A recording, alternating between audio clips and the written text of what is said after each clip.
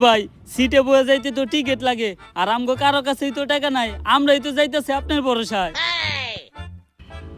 টাকা তো আমার কাছেও নাই।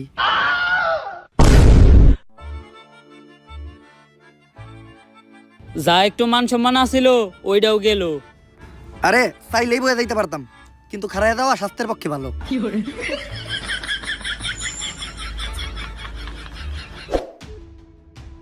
এইটা আর মাইনা নেওয়া যাইতাছে না। 3 দিন আমাগো বাংলাদেশ টিমের সম্মান একদম শেষ হয়ে যাইতাছে। সম্মান আবার আসিল কবে? বাদশা মিম, তুমি এত বেশি কথা কইও না, চুপচাপ ভাত খাও। খালি পেঁয়াজ আর মরিচ দিয়ে ভাত খাওয়া যায়, একটু গরুর মাংস হলে ভালো লাগতো। গরুর মাংস কিন্তু 600 টাকা, লাস্ট 60 ম্যাচে একটা 6 মারছস তুই। শান্ত ভাই, লাস্ট 60 ম্যাচে তো আপনি একটা 6 মারেন নাই। ওই কালু সম্মান দিয়ে কত কর, শান্ত ভাই আমকো ক্যাপ্টেন। ভাই ওগরে কিছু কইবেন, সব সময় খেলে আমার গায়ের রং নিয়ে ওরা কোথাও নাই। না, কারো গায়ের রং নিয়ে তো কারোর কথা শোনানো কোনো ভালো শিক্ষা না।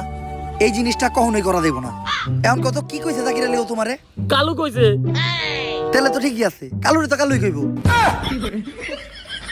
সত্য মাইনা নিতে হইব, সত্যের সাথে কখনো আপোষ করা দেব না। ঠিক। দুঃখের বিষয় হলো বাংলাদেশ টিমও একটা ভালো ক্যাপ্টেন পায় নাই। কিরে তোরা সবাই ঠিক কইলি কা? ভাই সত্য মেনে নিতে হইব, সত্যের সাথে কখনো আপোষ করা যাবে না।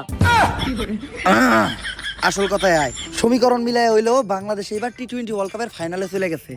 দুঃখের বিষয় হলো আমাগো প্রতিপক্ষ দল ইন্ডিয়া। যেমনেই হোক ইন্ডিয়ার আড়াইয়া বাংলাদেশের মানুষের কাছে আমাগো আগের সম্মানটা ফিরে আনতে হইব। কিন্তু আমরা কোনো ম্যাচই জিতি না কে? ভাই আমার মনে হয় বাংলাদেশ টিমের উপরে কোনো শনি লাগছে। বাংলাদেশ টিমের সবচেয়ে বড় শনি তো বাংলাদেশ টিমের প্লেয়াররা।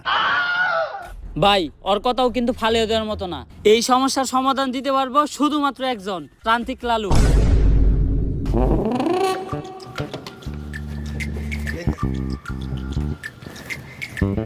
বাবা আমরা তো খেলতে পারি না, একটা সমাধান দেন। এই নে জিনসিন গাছের গুড়া, খেলা শুরু হওয়ার 40 মিনিট আগে খাবি, সব সমস্যার সমাধান। আরে বাবা আমরা কি